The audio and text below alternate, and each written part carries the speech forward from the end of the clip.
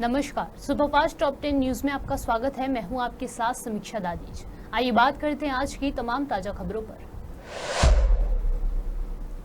NEET UG परीक्षा में कथित अनियमितताओं के मामले में रविवार को कई बड़े हलचल देखने को मिली। एक तरफ जहां केंद्रीय जांच ब्यूरो ने रविवार इस मामले की जांच अपने हाथ में ली, तो वहीं दूसरी तरफ बिहार की पुलिस आर्थिक अपराध इकाई ने नीट पेपर लीक मामले में 5 और लोगों को गिरफ्तार किया।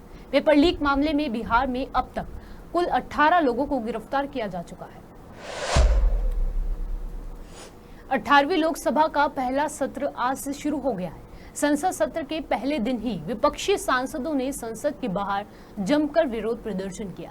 इंडिया गठबंधन के सांसदों ने सदन के बाहर मार्च निकाला। इस दौरान सांसदों के हाथ में संविधान की कॉपी भी थी। इस दौरान सोनिया गांधी, राहुल गांधी और मल्लिकार्जुन खड़गे भी मौजूद रहे। नहीं, ये देखिए, संविधान को बचाने के लिए हमने जो कोशिश की थी उसमें सारी जनता हमारे साथ थी, लेकिन मोदी जी संविधान को तोड़ने की कोशिश किए। इसीलिए आज सभी पार्टी के नेता लोग एक होकर ये जो प्रोटेस्ट कर रहे हैं, और यहाँ पर जो गांधी स्टैचू थी और वहीं पर हम प्रोटेस्ट कर रहे हैं। मेरे बाबा साहब अम्बेडकर की वहाँ थी और गांधी जी की यहाँ थी। यानी हर नॉर्म्स को, डेमोक्रेटिक नॉर्म्स को तोड़ रहे हैं।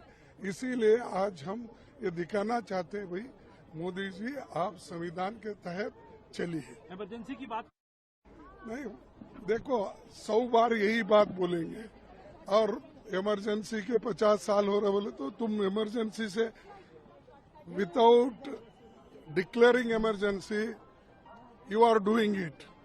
इसीलिए हर बार वही बात बोल के आप कितने दिन ऐसा ही अपनी हुकूमत करना चाहते हैं।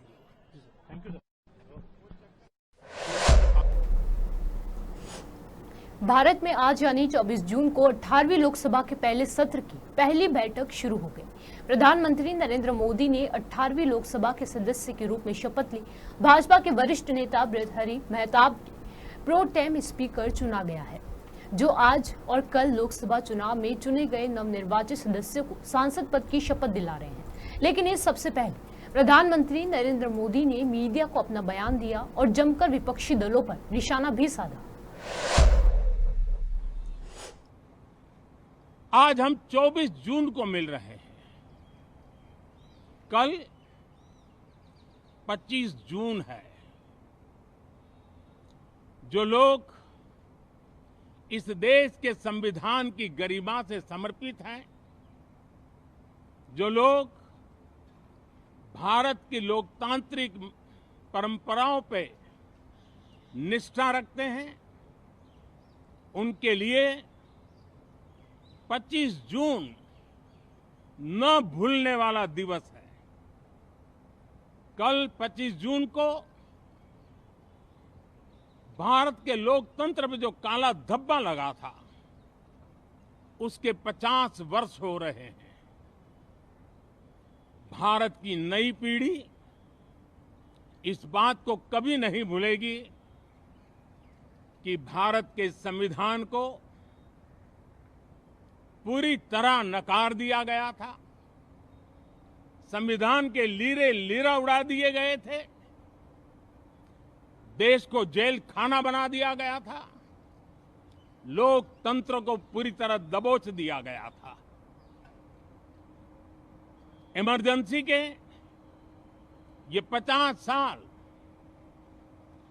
इस संकल्प के हैं कि हम गौरव के साथ हमारे संविधान की रक्षा करते हुए भारत के लोकतंत्र, लोकतांत्रिक परंपराओं की रक्षा करते हुए देशवासी संकल्प लेंगे कि भारत में फिर कभी कोई ऐसी हिम्मत नहीं करेगा जो 50 साल पहले की गई थी और लोकतंत्र पे काला धब्बा लगा दिया गया था। हम संकल्प करेंगे। केंद्र सरकार ने 1996 की गंगा जल बंटवारा संधि के रिन्यूअल के लिए बांग्लादेश के साथ बातचीत शुरू करने के फैसला लिया है।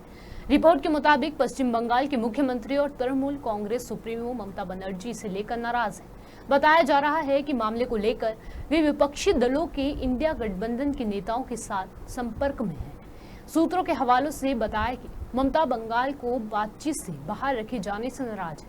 वे औपचारिक विरोध दर्ज कराने के लिए जल्द ही प्रधानमंत्री नरेंद्र मोदी को पत्र लिख सकते हैं। शराब घोटाला मामले में जमानत पर रोक खिलाफ दिल्ली के मुख्यमंत्री अरविंद केजरीवाल की याचिका पर सुप्रीम कोर्ट में सुनवाई हुई। फिलहाल केजरीवाल को सुप्रीम कोर्ट से राहत नहीं मिली है। केजरीवाल के द्वारा दायर की गई याचिका में दिल्ली हाई कोर्ट द्वारा रिहाई पर रोक लगाने के फैसले को चुनौती दे दी थी। जस्टिस मनोज मिश्र और जस्टिस SVN भट्टी की बेंच समक्ष सुनवाई के दौरान याचिकाकर्ता ने कहा कि हाई कोर्ट उनकी अर्जी इसलिए नहीं सुन रहा है क्योंकि ऐसा ही मामला सुप्रीम कोर्ट में लंबित है।